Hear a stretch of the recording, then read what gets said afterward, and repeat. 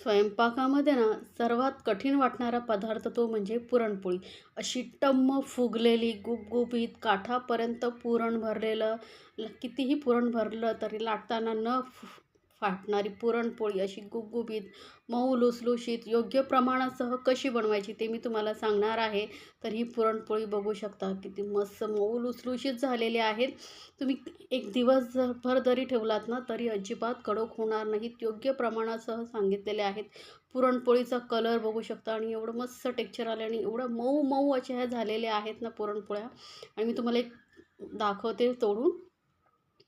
एकदम काठापर्यंत आपण हे पुरण भरलेलं आहे. गोळ्याच्या दुप्पट आपण हे पुरण घेऊन भरलेलं आहे. आणि तुम्ही लाटताना पुरणपोळी फाटू नये काही त्यासाठी ट्रिक्स असतात ज्या फॉलो करून तुम्ही ही पुरणपोळी बनवलीत ना तर योग्य अगदी प्रमाणबद्ध अशी पुरणपोळी तुम्ही सहज बनवू शकता प्रथम बनवत असाल तरीही.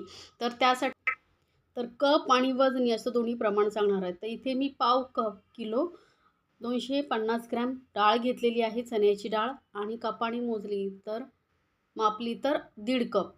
तर असं ही घरातली कुठलाही कप घ्या त्याने मापून घ्या म्हणजे तुमचं प्रमाण एकदम परफेक्ट होईल. तर 1.5 कप आपली डाळ इथे मी 4 ते 5 तास भिजत ठेवली होती. आणि यामधलं सर्व पाणी जे आहे काढून टाकलेलं आहे. आता यामध्ये आपण घालणार आहोत पाणी. तर पाणी किती घालायचं? तर पूर्णपणे व्यवस्थित डाळ व्यवस्थित पूर्णपणे डुबली पाहिजे एवढी आपल्याला पाणी घालायचं आहे. तर बघा 1 ग्लास मी ओतलेला आहे. आता अजून 1 ग्लास पाणी घालते कारण मला इथे कटाची आमटी ही बनवायची आहे.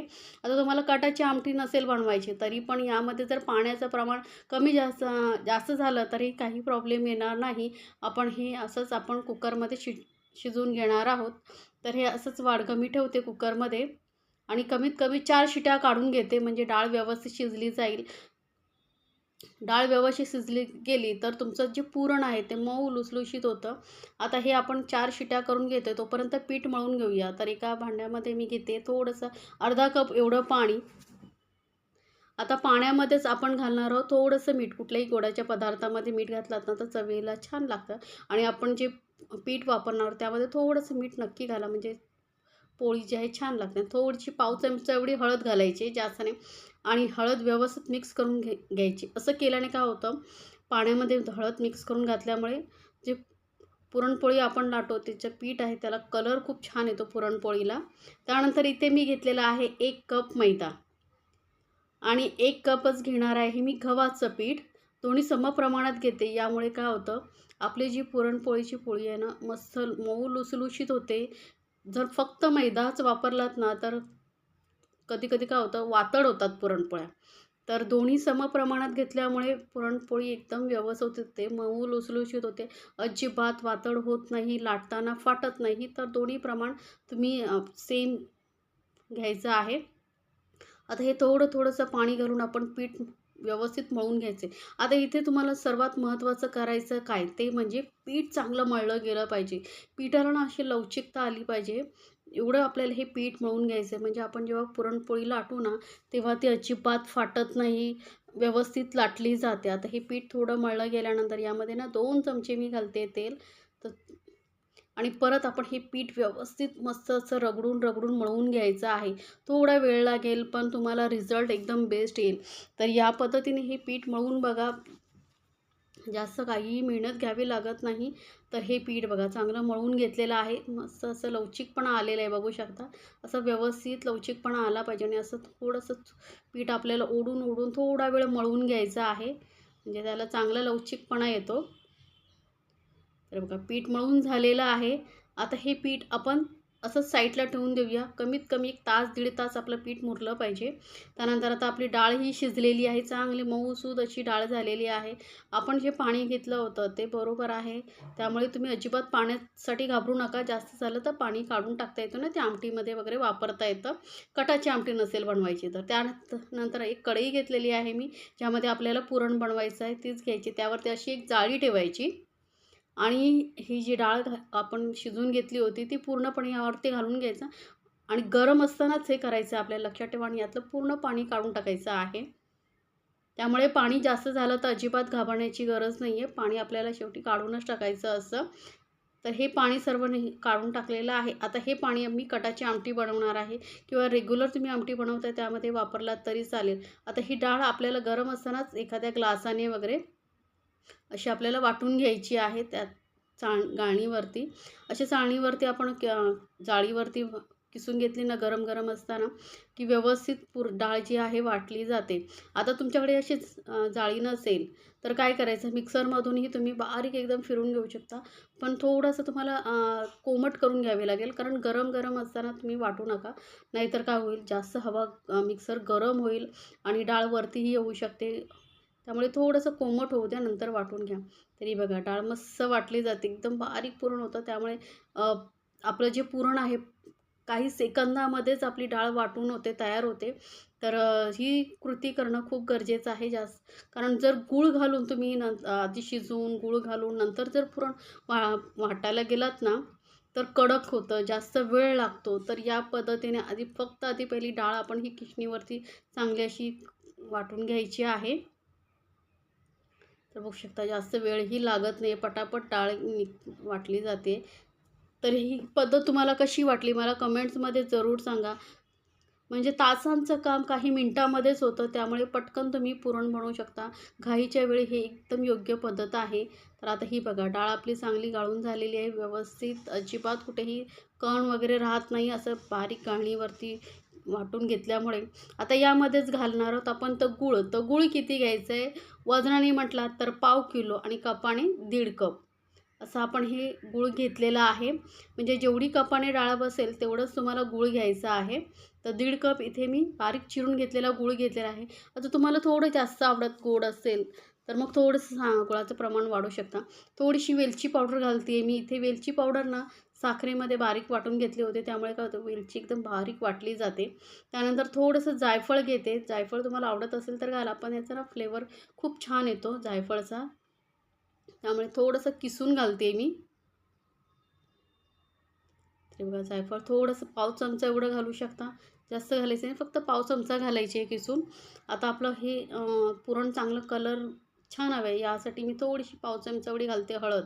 यामुळे पुरणाला कलर खूप छान येतो. आपण पिठामध्येही हळद घातली होती, त्यामुळे पुरणपोळी ना दिसायला खूप सुंदर दिसत. आतलं पुरणही पिवळं असतं आणि पीठही छान पिवळं असतं ना, त्यामुळे मस्त दिसायला सुंदर दिसते आपली पुरणपोळी. तुम्हाला नसेल आवडत तर नाही घातला तरी चालेल. आता हे सर्व साहित्य व्यवस्थित मिक्स करून घ्यायचं आहे आणि गॅसवरती मी कढई ठेवलेली आहे. तर सतत आपल्याला हे मिक्स करत आपल्याला हे पुरण शिजवून घ्यायचं आहे, लक्षात ठेवा.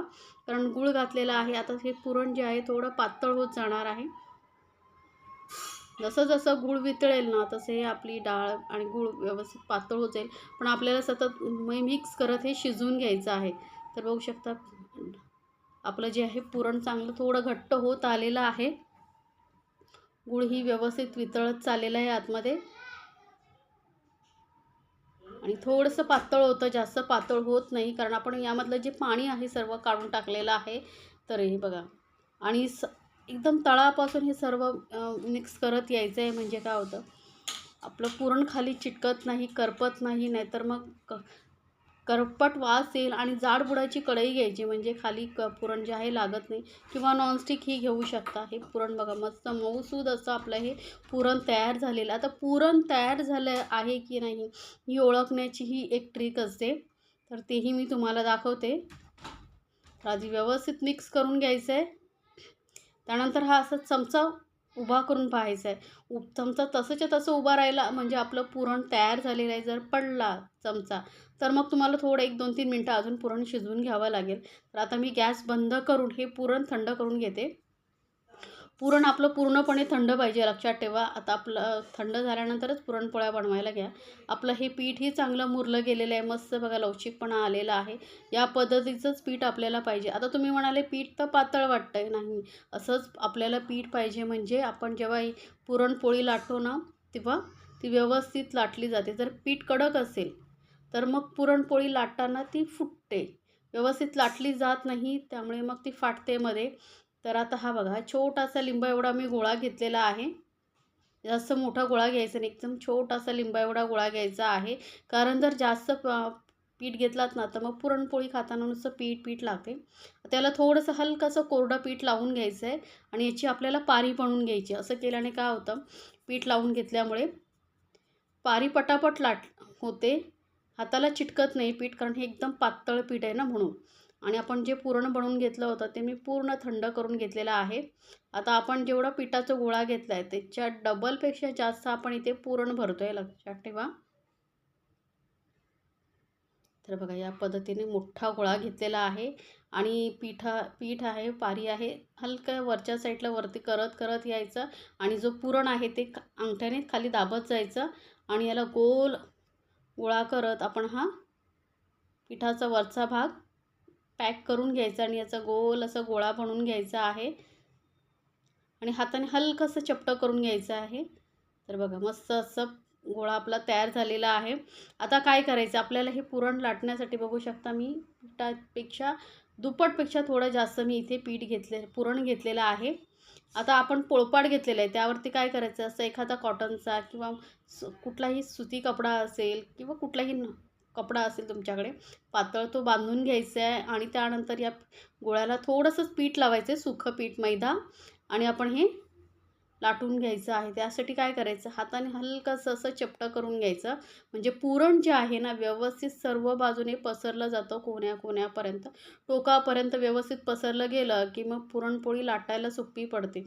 तर आधी हे स्टेप करणं खूप गरजेचं आहे. हाताने व्यवस्थित पसरवून घ्यायचे, त्यानंतर लाटणं जे आहे ना अलगद वरती फिरवायचं आहे, पटापट फिरतं, जास्त वेळही लागत नाही. असं कापड बांधून घेतल्यामुळे पुरणपोळी खाली चिटकत नाही.